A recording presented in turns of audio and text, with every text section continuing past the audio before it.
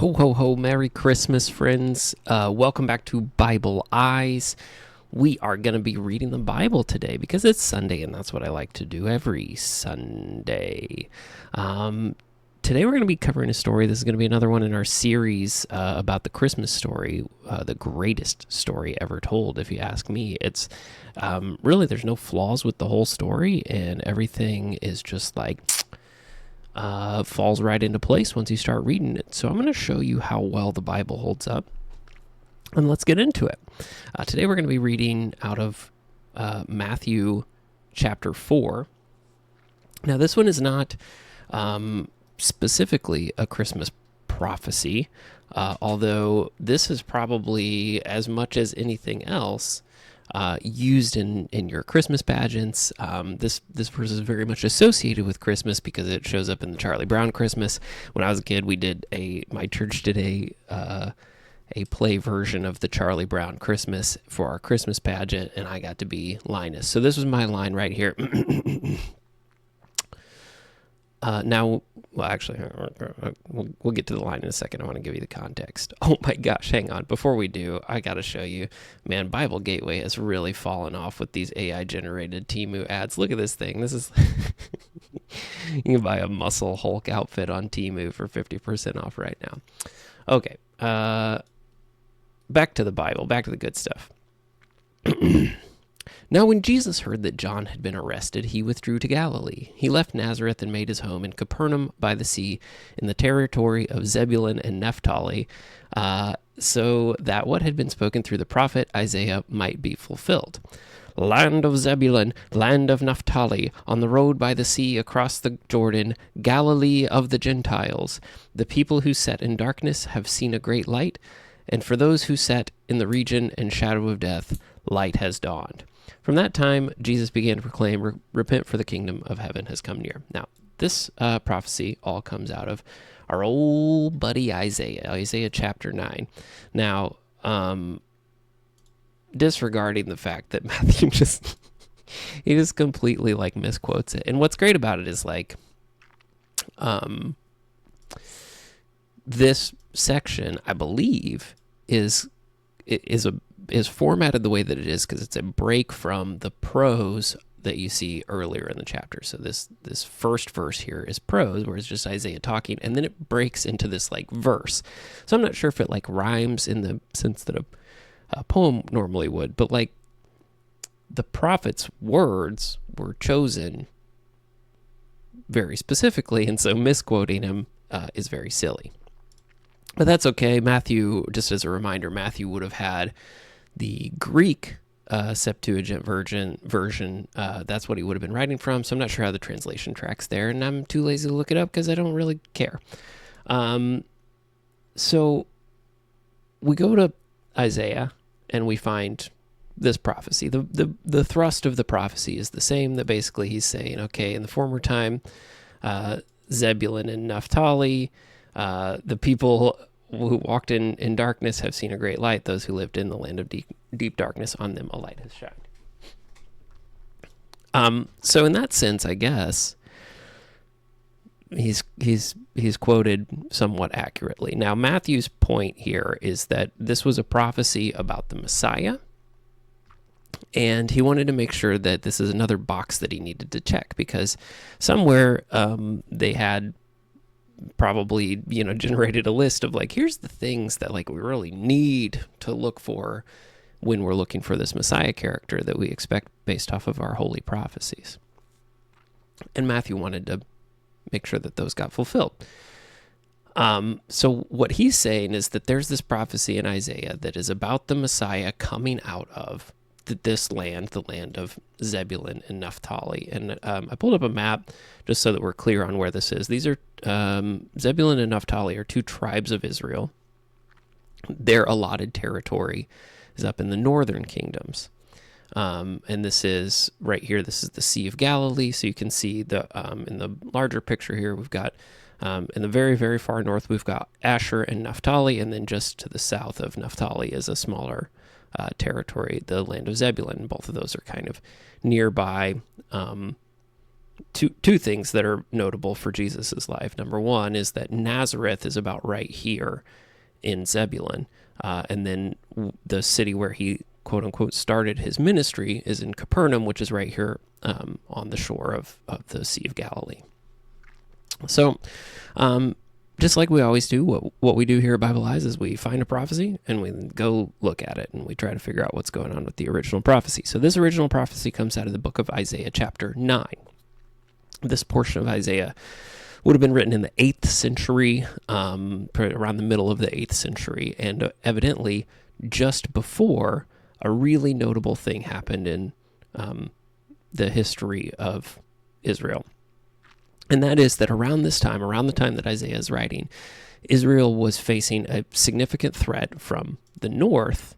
So this area up here that on this map is labeled Arameans, but at this time would have been occupied by the Assyrian Empire. And so the Assyrian Empire was this expansionist empire in the region, and they were like right there knocking on the door of the kingdoms of Israel. And Zebulun and Naphtali, a little bit after this was written, these two areas like fell and were conquered by the Assyrians. So further down in history, you see people pick up this. They'll start calling it Galilee of the nations or Galilee of the Gentiles, because these Assyrians conquered it, eventually like brought it into the Assyrian Empire, and so you have these like lost tribes of Israel that sort of got separated off from the southern kingdoms. As I understand it, I'm not like a scholar. I'm just Wikipedia in these things. And the other thing is that this prophecy actually is a continuation of something that starts in Isaiah chapter 8. So actually a Christian scholar made this commentary. It says, "It is obvious even in the English version that these chapters are wrongly divided, and that what follows forms part of the same prophetic utterance as Isaiah chapter 8. That comes from Ellicott's commentary for English readers. So I'm going to actually go back to chapter 8 with the context that you have now, that the Assyrians are at the border. Chapter 8, "Then the Lord said to me, take a large tablet and write in it these characters." I'll skip some of the details, but Isaiah has a son and names him Maher-shalal-Hashbaz. And that name has some significant meaning. Oh gosh, where is it? We'll have to do a separate episode on Maher-shalal-Hashbaz. This is interesting, but I don't remember the details right now. So Isaiah has a son. He talks about the king of Assyria coming. He basically says, like, there's going to be a flood coming as judgment for Israel. This flood, Assyria, is going to, like, overflow their banks, and they're going to come spilling into your land. It will sweep into Judah, blah, blah, blah. This is the part that makes it clear that it's a continuation. So it says, "Bind up in testimony, seal the teaching among my disciples." I'm going to skip down here. It says, "They will pass through the land greatly distressed and hungry. When they are hungry, they will be enraged and will curse their king and their gods. They will turn their faces upward, or they will look to the earth. But they will see only distress and darkness, the gloom of anguish, and they will be thrust into thick darkness." And then it continues with this darkness motif. "But there will be no gloom for those who were in anguish. In the former time, he brought into contempt the land of Zebulun and the land of Naphtali. But in the latter time, he will make glorious the way of the sea, the land beyond the Jordan, Galilee of the nations." Now, if you're a contemporary Israelite reading this, or if you're just a person who is literate, and do this yourself. You don't have to take my weird little sampling of it. You can go back and just like slowly read it, understand the historical context, and try and figure out what it is that Isaiah is talking about here. And I think it becomes pretty clear that what Isaiah is talking about here is he's essentially saying, okay, this region that is right up here next to this Assyrian Empire that's being aggressive, they're going to fall. Zebulun and Naphtali will fall to this Assyrian empire. They will be in gloom. But then, after the former time where they're in gloom, in the latter, he's going to make it glorious. And so he goes on to say, the people who walked in darkness have seen a great light. Those who lived in a land of deep darkness, on them the light has shined.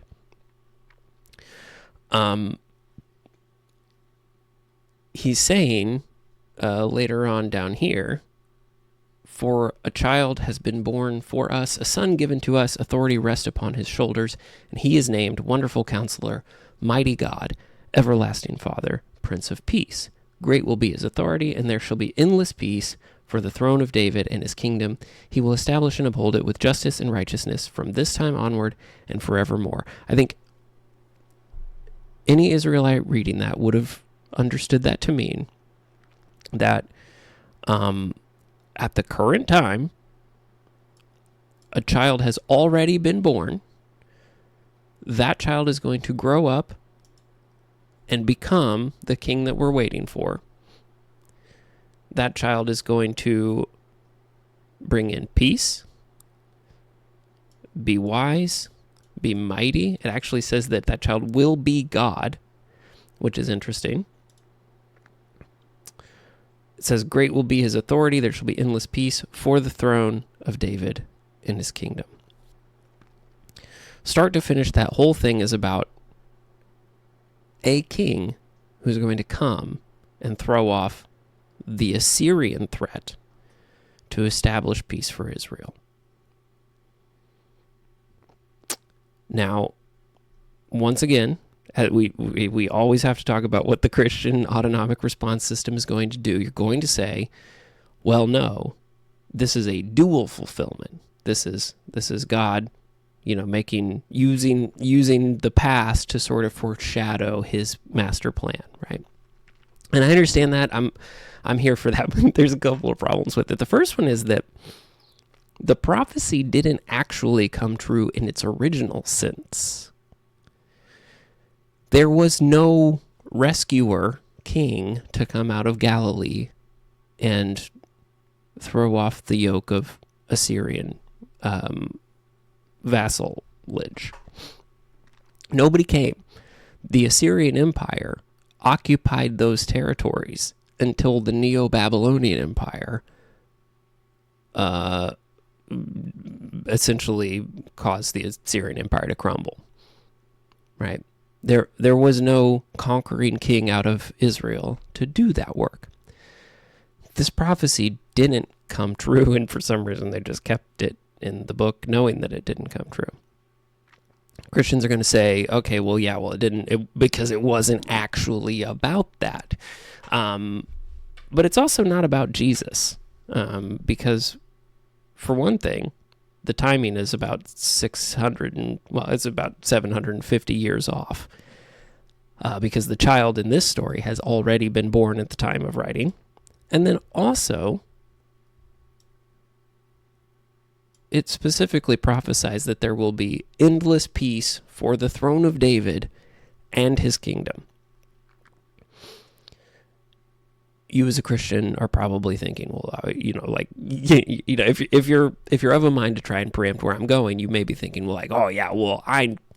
Jesus was a spiritual king, right? It was surely, I know he didn't really sit on the throne of Israel. I know he wasn't the political king of Israel, but he was a spiritual king. And that is a silly thing that I would normally argue with, but it doesn't even matter here, because what it says is that what he's going to bring is endless peace, not as the king of Israel, but endless peace for the kingdom of Israel. Fellas, ladies, non-binary pals, Israel is fighting a war right now. There is not now and has never been endless peace in Israel. So regardless of whether or not Jesus is a spiritual king, he for sure is not delivering on his peace promises, spiritual or otherwise. this is a really interesting passage. I had a lot of fun digging into it. Highly recommend looking into that and the Assyrian War if you're of a mind to be interested in Bible stuff. I think that's all I got for now. So until next time, read a book. Just don't make it this one. Bye.